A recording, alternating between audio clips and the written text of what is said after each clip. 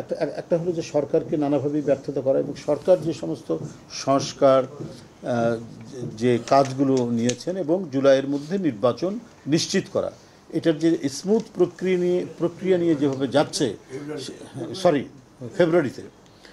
ফেব্রুয়ারিতে যে করা যে নির্বাচনের ঘোষণা প্রধান উপদেষ্টা দিয়েছেন, সেই সাথে আরও সরকারের যে দৃঢ় আমরা ঘোষণা দেখতে পাচ্ছি ফেব্রুয়ারিতে নির্বাচনের ব্যাপারে, তো সেগুলোকে নানাভাবে বাধাগ্রস্ত করা, সেটা বানচাল করারও পরিকল্পনা থাকতে পারে বলে আমার মনে হয়। কারণ এই যে মানে প্রায় ঘটছে, প্রায় একদিন দুই দিন পরেই ঘটছে, তো এই ঘটনাটাই শঙ্কিত করে তুলছে গোটা জাতিকে।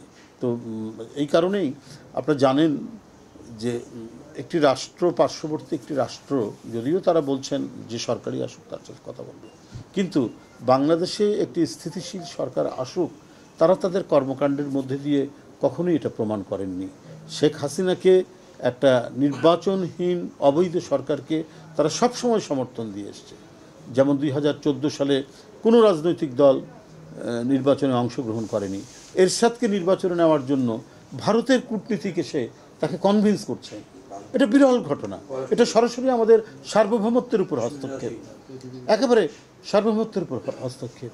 এখানকার মানুষের ইচ্ছা, এখানকার মানুষের আকাঙ্ক্ষা, সেই আকাঙ্ক্ষাকে ধারণ না করে, আপনি ধারণ করলেন না সেটা নাই হোক, কিন্তু অন্য দেশের ইন্টারনাল বিষয় নিয়ে এসে মানে কথা বলা, কনভিন্স করা, হাসিনার যে পাতানো নির্বাচন একেবারে তার সেট করা, সুসজ্জিত নির্বাচনে পাঠানো, এই যে ঘটনাগুলো, এই ঘটনাগুলোর কারণেই এক ধরনের মানুষের মধ্যে শঙ্কা রয়েছে যে আর সকল মানে অধিকাংশই মানে পতিত স্বৈরাচার বা ফ্যাসিস্টরা সব ওই দেশে আশ্রয় পেয়েছে।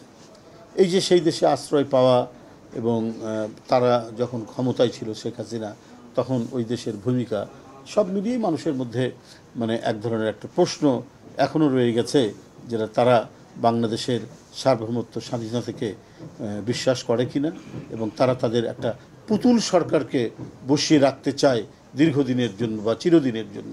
এই আকাঙ্ক্ষা নিয়ে তারা কোনো কাজ করছেন কিনা, এটা আজকে মানুষকে ভাবিয়ে তুলেছে। মানুষ, এই সাধারণ জনগণ এটা মানে এই জিজ্ঞাসাটা মানে প্রতিদিনই দীর্ঘতা থেকে দীর্ঘতর। আমরা তো দেশের জনগণ, মানুষ সবাই তার সুস্থতার জন্য আমরা দোয়া করছি। ইনশাল্লাহ তিনি সুস্থ হয়ে উঠবেন। এবং সর্বোপরি হচ্ছে আপনার দুজনই এই দেশের এবং বিশ্বে পরিচিত জাতীয় নেতা। তাদের নিরাপত্তা নিয়ে আমরা সবাই ভাবছি, সারা দেশের জনগণ ভাবছে। কারণ আপনারা দেখছেন নানা জায়গায়, নানা দিকে নানাবিধ ঘটনা ঘটছে, তো তাদের নিরাপত্তা নিশ্চিত করতে হবে না? তা নিরাপত্তা নিশ্চিত করার জন্য তো অবশ্যই দল তাদের নিজস্ব ব্যবস্থা থাকবে, এবং দল সরকারকেও বলবে যে এই জাতির একটি বৃহত্তম রাজনৈতিক দলের দুইজন মানে সর্বোচ্চ জাতীয় নেতা, তার নিরাপত্তা নিশ্চয়তা সরকারকেও দিতে হবে।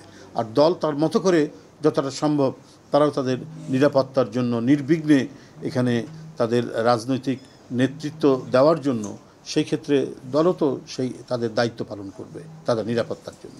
না, এগুলো বিষয় এখনও আমি কোনো আলোচনা এগুলো জানি না। কি করবেন পার্টির চেয়ারপারসন, তিনি চেয়ারপারসন কোথা থেকে দাঁড়াবেন না দাঁড়াবেন সেটা তার নিজস্ব বিষয়। সেটা হয়তো আমরা নির্বাচন যত কাছে আসবে, এখনও তো শিডিউল ঘোষণা হয়নি, আগে তফসিল ঘোষণা হোক, তারপরে বিষয়গুলো আস্তে আস্তে পরিষ্কার হবে আমাদের সবার কাছে।